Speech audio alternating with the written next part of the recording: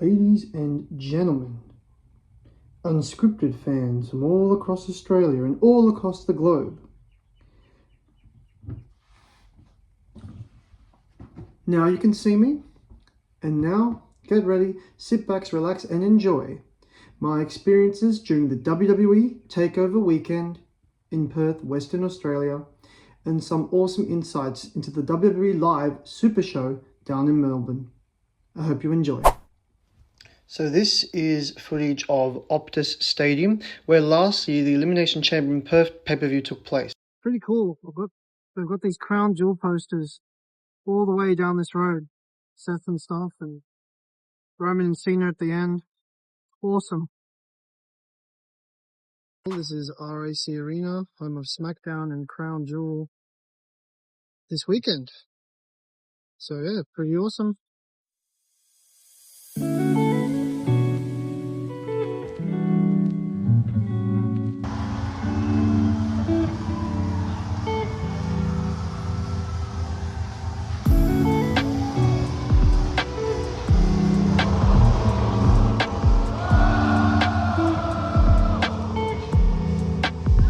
Unscripted fans, I'm back, and I hope you enjoyed some of that exclusive footage that I shot from the Crown Jewel takeover weekend in Perth. Now, Friday Night SmackDown was the first event I went to, and that opened up with Fraxium, I believe, and my favorite dark match was Sydney's own Grayson Waller defeating Ray Phoenix in the opening dark match. Now, I personally feel that Grayson Waller should have been on SmackDown and been the open challenge answer to Sami Zayn's US Open challenge. Friday Night SmackDown in Perth was amazing. It was absolutely incredible to be there for that live atmosphere. Now, SmackDown opened up with the WWE Champion Cody Rhodes, and it was a very beautiful monologue in terms of how he understands that there are fans in Australia that love professional wrestling. So that was an amazing opening to the show. And there's actually a bit of footage of me in the crowd, which was really cool, which admittedly I was looking for.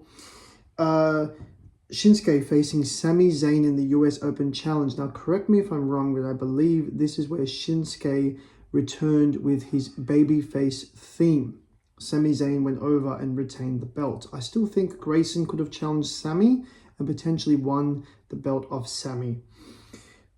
Stephanie Vaquer, the Women's World Champion, and Tiffany Stratton teamed up to face Julia and Kiana James. It was a really cool match. It was awesome, with Vaquer and Stratton defeating Julia and Kiana James.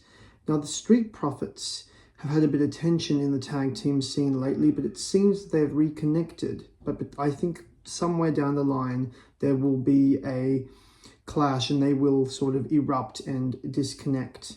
The White Six ended up retaining their tag team championships. And let me just say, Montez Ford's vertical leap frog splash live in person is absolutely incredible. He can get really insanely high with his frog splash. And my favorite match of the night was the last man standing match between Damian Priest and Aleister Black. We saw kendo sticks being hit, with Aleister Black was on the top rope and Damian was on the bottom on the mat, hitting each other with kendo sticks, steel chair action, and the way Aleister Black won was really creative, bringing in Zelina Vega and then blowing fire in Damian Priest's face for the win. Overall, I think SmackDown last week, was an incredible card, and it really opened up the Crown Jewel WWE TakeOver weekend strong. It left me going back to my hotel room absolutely buzzing with excitement, and it was crazy because I'm like, oh my God, Crown Jewel is coming up tomorrow. Now, before I get onto Crown Jewel, here's some footage of what took place at the whale watching up at Hillary's Bay's Wharf in Perth during the weekend. This was the day before going to Crown Jewel at night. I hope you enjoyed the footage.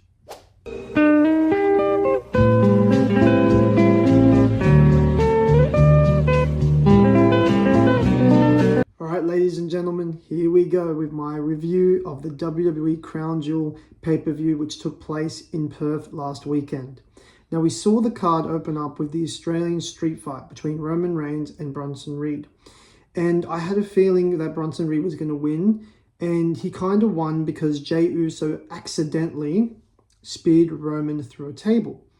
What was Australian about this street fight, you might be wondering, and I was wondering this as well.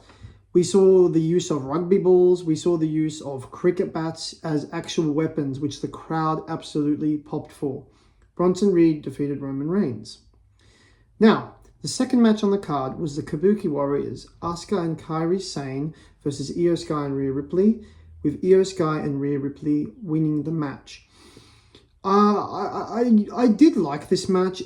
It's just only we have seen this same combination of wrestlers a lot on both SmackDown and Raw, and I felt like maybe this could have been a different kind of match, but it still delivered somewhat. Tiffany Stratton was defeated by Stephanie Vaquer, and Stephanie Vaquer won the Crown Jewel Women's Championship. Incredible match, absolutely stole the show, I believe. In a way, it was an incredible contest between two very amazing performers in the industry at the moment in the women's division, but even regardless of gender, overall in the industry. And then Seth Rollins finally defeated Cody Rhodes to win the men's Crown Jewel Championship, and this match was just incredible. I mean, we saw a super crossroads, we saw a super curb stomp. Now, there's speculation that during the Coast to Coast, Seth injured his arm. Now, a lot of people are saying this is just a boy who cried wolf situation. This is just Seth trying to screw Punk again. But I don't know. We'll just have to wait and see. It's a very, very interesting scenario. And now, the cream of the crop. The match that I have been waiting for so long to talk about. The last time ever. John Cena versus AJ Styles. And now, what I was telling people in Perth, other WWE fans, is this was John Cena's last international appearance. Period. His remaining 4 dates are going to take place in USA, so I absolutely felt privileged and honored to see the greatest of all time, the Never Seen 17, perform one last time in Australia in what I knew and I predicted, and what it eventuated to was an absolute classic. Like Triple H said in the post-show, this match was a love letter to wrestling, with AJ locking in Samoa Joe's Coquina Clutch, AJ hitting Shawn Michaels' Sweet Chin Music, to John Cena hitting the walls of Jericho, using the tombstone to beat AJ Styles, and the incredible moments before and after the match of just respect that the people had for both AJ Styles and John Cena, who are both not going to be around for much longer. With Cena retiring at the end of this year in December and AJ retiring next year. And I absolutely loved Cena's handwritten introduction for AJ Styles, saying he was the definition of total non-stop action. It was just an incredible match to witness live, and like I've said many, many times, it was an absolute privilege to be there and to see that, and I feel so lucky and fortunate that I got that opportunity and I got that chance. And now I'm going to go and give you some cool insight into the WWE Live Super Show that took place in Melbourne. Ladies and gentlemen, now on to the Melbourne WWE Super Show that eventuated out of Rod Laver Arena.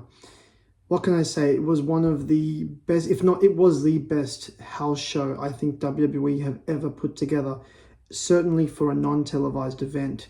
My highlights, my favorite parts from the show were when Rusev, he did defeat Ivar, and he's like, anyone else can come out and face me. And then LA Knight's music hits and the place just goes insane. And of course, seeing CM Punk, the Second City Saint from Chicago, take on Dirty Dominic Mysterio in an intercontinental title match for the main event was an absolutely incredible moment. With Dominic Mysterio winning by disqualification, meaning he retains the title, but then Io Sky and Punk just, getting one back on him. And the show closed out so nice with CM Punk and then Rhea Ripley chanting, Aussie, Aussie, Aussie, oi, oi, oi. And it was an incredible way to end the WWE tour in Australia. Thank you so much for watching, and I'll see you next time on Unscripted.